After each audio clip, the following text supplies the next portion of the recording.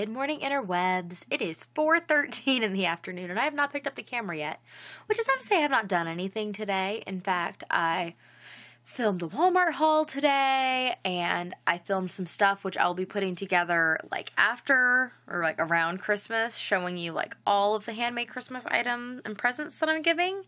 I've been filming those because I wrapped a couple of boxes over there that are gifts that are headed off to California. I did finish this. I need to still put it around the wreath form that's going on, but this is using Red Heart Soft, and it's like a white shimmery color. I should probably look at what the actual name is. But yeah, it's like their white glittery color. And it's one of those little scarfy doodles that's going to go onto a wreath form. And I am now working on a second one because I have an idea I came up with that is going to require 3 of them. So I'm going to work on that, and hopefully I can get all 3 out of the one ball. I think I can. We'll have to see. But I have not done anything really productive. I had not picked up the camera to vlog, so I decided I should go do something productive. Like outside of just existing and, you know, feeding the family and all that good stuff. But this morning we were talking about like what we're going to do today, and I said, oh, we'll probably work on some of the stuff for the tree outside. And Steve's like, you're not going to go outside today. It's pretty cold out there. And for a while, it looked like it was going to rain. Here, there's the view out the window today. It's kind of grayish. I don't know. Again, kind of bleak. But I'm going to, let's see. You're going to sit right here. There we go. Sorry, you're going to be a little slanty. Just compensate by tilting your head. There you go. Or I could. No, you can do the compensating. Anyways, 3-pack of red plastic tablecloths. I got at Walmart yesterday. I'm going to take one. I'm going to slice it down the center the long way so that it is, because these are, let's see, these are 54 inches by 108 inches. So I'm going to slice it down the center, so it's 108 inches by what? That makes like 27 inches. That should be plenty. I'm just going to do it with a pair of scissors, and then I'm going to take these out and go and use them as though they were ribbons and tie giant bows on the trees in front of my house. I'll cut these, and then I'll take you outside with me. It'll be just a minute. What I did is I took the tablecloth, and it was like folded in half the long way, so I just slid my scissors down the slit, which made it really easy to cut it in half. Now I'm going to go over to those 2 trees and tie giant bows on them. I was trying to decide if I wanted them to face the street, which doesn't get much traffic, or the house, where we see it all the time. And I realized, of course, I want them to face the house, because this is for my benefit, not that of the few people that drive past. So, off to tie some bows.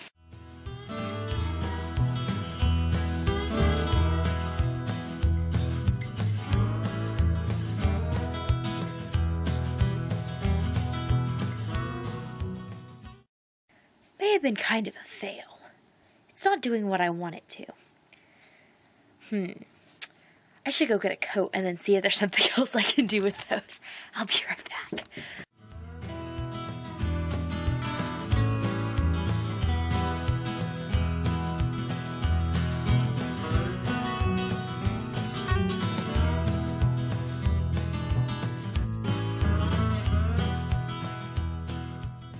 So it's 11 o'clock. And I'm sitting here looking through photo albums. So yesterday, when I was out getting the tree, I had quite a lengthy chat with you about the history of our various holiday bushes, ornament holders, whatever. The thing we put up after Thanksgiving and hang things on. And, of course, I somehow managed not to record it. And I was like, well, I will go ahead and tell you the story again now. But it's probably better now anyways, because I got photo albums out, so you can see Kendra and Steve circa 2006, 10 years ago. And boy, I'm looking at these going, there's 3 children less of me. Yeah. And it's so funny. I haven't looked through these albums in quite some time. So to give you the history of my and Steve's Christmas trees. We moved in together officially when Steve graduated from college in December of 2005. And so we put up a tree at what had been my apartment and then became our apartment. And we bought it from, I don't know, Long's, Home Depot, one of the places nearish to the apartment that sold trees. And we named that tree Nobel because it was a noble fir. And I have a really super duper cute picture of Steve and I in front of it that had been hanging on the wall in our guest room. And I have since put a bookcase in front of it, but I was too lazy to take the pictures down. I tried to get the picture down tonight so I could show it to you. And now the picture is on the floor behind the bookcase instead of on the wall behind the bookcase. So just trust me, it's adorable. And maybe at some point I'll show it to you. Anyways, so that was Christmas of 2005. Then, 2006, we moved to the fishing resort. We, short version of the long story I'll tell you another time. We lived in Northern California. We moved even further north, up into timber country, because we saw an ad on Craigslist looking for a couple to manage a fishing resort, which basically entailed the husband doing, like, yard maintenance, which was just basically a lot of leaf blowing, and then, like, odd handiwork, and the wife to manage the office, take reservations, primarily, and oversee housekeeping. And so we worked there for a couple years. We moved there in, like, October, and so we were still kind of settling in come Christmas 2006. We were married in June of 2006. This photo album is falling apart because the pin, like the screw in the pin, is missing. But anyways, we set up our tree, and we got a Douglas fir that year from Long's in a nearby town, which was the closest place to buy a live tree. And that tree's name was Dougal. Dougal the Douglas fir. That's what Dougal looked like. And this, clearly, I made this photo album before I had kids, when I had time to, like, make photo albums. Here is a picture of me putting the tree, or trying to take the tree off the roof of our car's house. There's Steve and Dougal outside of our house. So we had Dougal, and we decorated Dougal. Here we are hugging Dougal, because every year of my life I've done a picture of me hugging my Christmas tree, because, you know, the whole birthday on Christmas thing, that becomes your growing picture. Not only is there a picture of me and Steve most every year, there is certainly one of me, because there is a picture of me hugging a Christmas tree every day of my life. In my senior yearbook, my mom picked a picture of my annual Christmas tree picture from my 17th birthday, I believe, as the picture that went into my yearbook ad. So, that was our tree that year. So our house had a heater in it, which was not like a wood stove. It was actually a propane stove. It was that stove. It's called a warm morning stove. There's some of our holiday decorations. And on the right-hand side there, you see a large mirror, because there was a giant mirror on the wall in that living room.